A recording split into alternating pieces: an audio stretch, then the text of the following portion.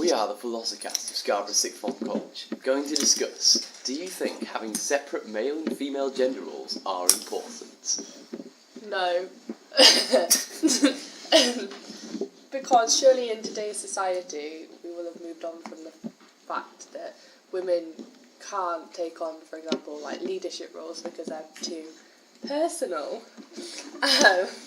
Because realistically, a role like a job isn't limited to gender, it's only because we've said it is.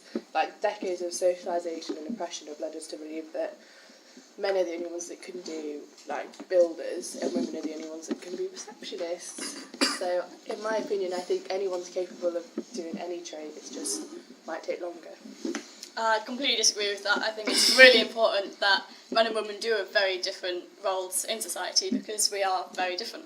For example, men are very inclined, they're more inclined to do like leadership roles as they are quite impersonal. They don't focus on family as much as women do, and they don't get they can handle people insulting them a lot better than women, and they can argue a lot better.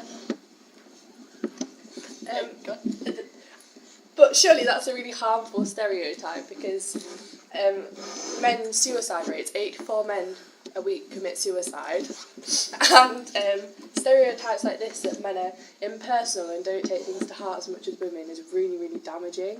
And actually, a lot of the time that is not the case, and a lot of the time women can be impersonal too. So it is purely, in my opinion, a social construct that men are more impersonal than women. I don't think the distinguish is between man and woman. I think it's between masculinity and femininity, but those concepts have really come out as themselves in the past decade or so. I think there's masculine roles and there's feminine roles, but that doesn't mean that a woman can't do a masculine role and a man can't do a feminine role. I think generally men are masculine and women are feminine, but that does not mean that they are boxed into those categories and they can't leave it. I think that they should have the freedom to be able to choose whatever job role they want to do, whether it's suited to them or not biologically. Yeah, I agree with that. I think masculinity and femininity, like you said, is sort of a more recent concept, similar to how childhood and teenagers is a similar thing. But this is definitely more ruled by biology, so you're more likely to be masculine if you were born male and vice versa. Even though this is the case, I agree that I think these roles should be strayed from slightly, and we should have more lenience whether you want to be more masculine and feminine. I think, to sort of pick up on your point, there are many biological factors in which male and female are determined and defined. For instance, men on average, and you have to deal with averages when you're talking about anything with gender because that's what is defining, that is what defines gender. Like, even on a chromosome level, the majority of whatever chromosomes you have in majority defines your sex, and therefore it inputs on your gender. But anyway, men have a trait called disagreeableness in their personality. This has been psychologically determined and proved. Like, you can read upon Dr. Jordan B. Peterson, he talks about this. And men are more disagreeable than women. That makes them more attuned and better to climbing hierarchies within business because they actually seek after those higher roles and those higher jobs. And again, yes, you get more competitive women, but this is, by majority, far more prevalent within males than females. Secondly, men, because of their higher testosterone count, which is a great factor, you have estrogen in women, testosterone in men, they have through this, they have a denser bone structure than women and more potential to grow their muscles, which means in hazard pay work where you're in very harsh physical conditions and there's a significant risk to your life, men are more accustomed and better equipped to deal with that workplace, and you get more money because of that. I don't see that that's inequality. I don't think that's unfair to men. It's just what they're better equipped to do, because women wouldn't perform as well or as efficiently in that workplace on average. I understand what you're saying on average, and I think that is an important distinction to make, but there are many women who might even have higher testosterone levels than certain men, like Caster Semenya. Like, she is a woman biologically, like, she has, you know, like, female genitals, but she has really high testosterone levels, which has given her the same ability. And the same for men. Some men have naturally got higher estrogen levels. But also, what about transgender people? So would you class them under the category of their original gender or the gender they want to be in this situation? Can I respond to that? We're talking about majorities. What you've just described are abnormalities to the norm. Yeah. They're not actually representative of what, you know, the majority is. And again, if you're talking about gender, you have to be defining by majority. If you talk by norms, you have to be defining by majority, because that's what defines it. So to point out, like, for instance, people who are actually transgender, they have, because everybody's biology is actually made of X and Y and X and X chromosomes. If you have a higher concentration as a predominantly male person, if you have a higher concentration of X and X chromosomes, which are female chromosomes, in the brain, then you are more inclined to being more female or more feminine than other men. Now, that leads a lot of people to become transgender. But that isn't to say that all men who have that difference are not, like, no longer men, and they can be classified as women through social norms, but they're still, like, an outlier. Call me out if I'm wrong, but I don't think you can have more than one different type of chromosome in your body. Well, you can, depending on... There is always a small concentration of the opposite chromosome in your body. Especially, like, for instance, for men, all men, you have a small concentration of chromosomes of the opposite sex in your genitalia through your sperm. Otherwise, you wouldn't be able to be women when you have sex.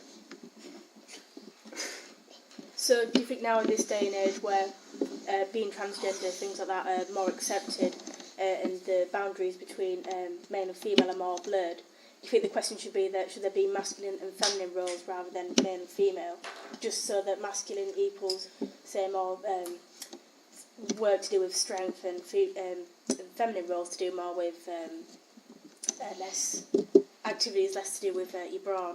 So do you think that should be more of a focus now?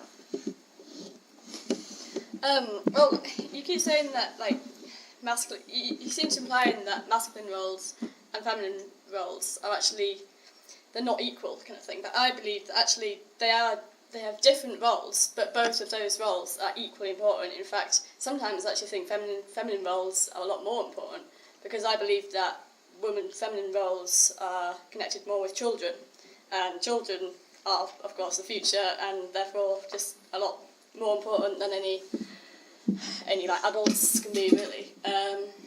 And so men are more, masculine roles are more to do with, like, leadership, but it's more leadership in the impersonal sense. So not like leadership to do with children that have mothers. It's more leadership to people that you don't even know, you haven't even met.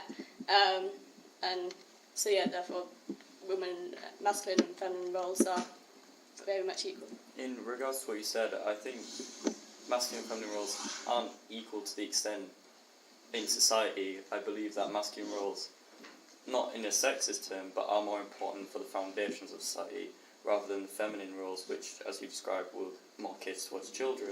Although that is important, I think it is more important to have fundamentals for children to learn off of, rather than just having a mix and blur of roles and societies mixing, if that makes sense. I don't think that's the case anymore.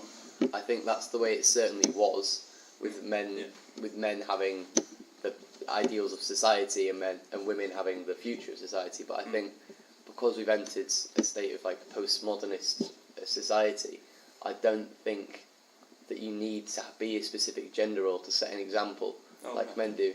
And you don't have, like, you can have same-sex parents of both men, and those parents will raise that child to the same quality as any other couple would.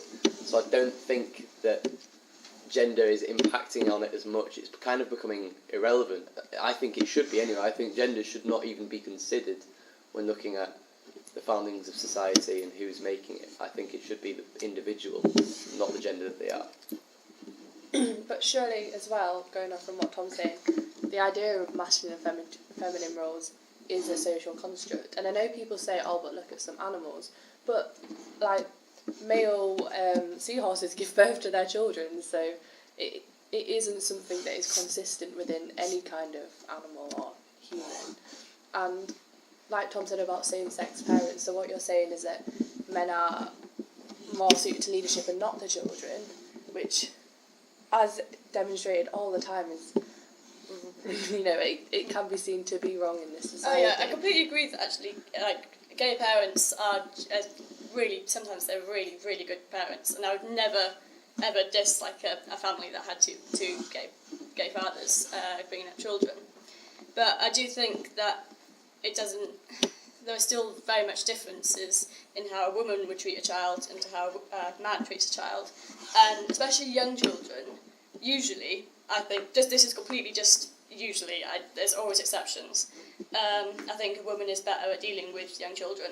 That is not to say that I think that men shouldn't be part of bringing up the child as well, because I think that actually you want both sexes bringing up the child most of the time, because even in the gay family, I would want children, say, if a gay family was bringing up a little boy, I think that that little boy should definitely have, like, friends that are women that they can just talk to, so they just know about the two different genders and how they are different, and how people, you can't stop them being different, they just are, and everyone needs to learn, like, how to treat them.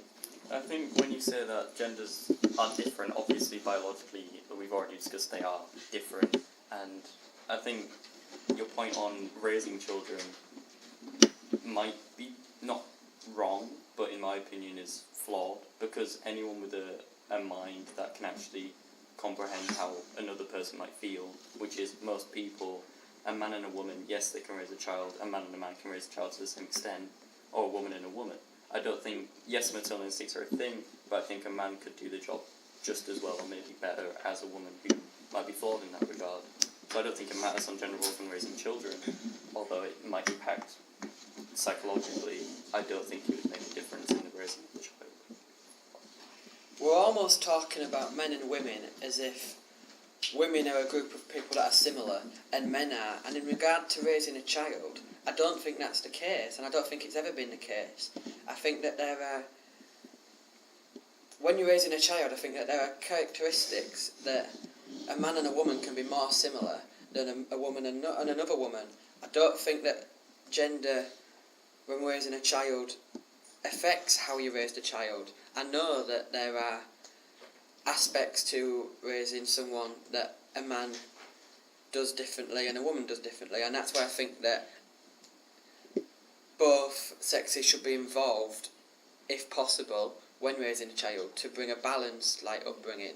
But that doesn't mean that a man and a man can't raise that child in the same way. It's not a case of whether the differences are better or worse. I think that it can be done in the same way as a man and a woman, or a woman and a woman. Yeah, I think that I agree with that. I think gender roles are more important in further society, you know, when you're in the workplace or something. But when you're a child growing up, I think what's more important is the method of education, the method of parenting, you know, teaching things like manners and being kind to other people, stuff like that. And I do think that you do need to have influences from all sorts of people, so, you know, that idea of having someone feminine and masculine, just so you can get all different types of teaching when you are growing up. However, you don't necessarily need to be exposed to it, because once you get to your, you know, to say school, you will have that influence from other people of all different, you know, types, all different diversities. So I think with your parents is not as important in that sense. Yeah, I would agree with that it's more important for the child to have diversity at school nowadays than it is at the family. Whether I probably do agree that I am quite old-fashioned and that before, it's only been about 100 years ago, a lot of children would spend their whole life with their family, and therefore I would think it's very important to have both a male and a female point of view, bringing them up, and yeah. And then I would agree that there should be very traditional gender roles. The child just has like a basis of what the child is expected to do. Whether in this modern day, this modern life, then I would say actually the parents it's less important because they do learn what male roles and female roles are at school.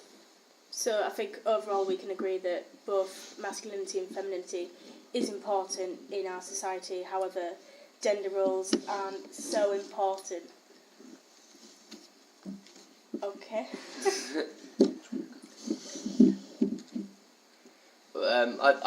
I disagree. I think some of us have appeared that masculinity and femininity isn't important, and it's down to the individual. And it depends on each individual person, and you can't stereotype it into man, woman, masculine, feminine. It's down to individual personality traits and characteristics. Thanks for listening. Cheers, kiddo. Big up Scarborough Sixth Form Philosophy. Yeah, it's pretty cool. Being Big it up.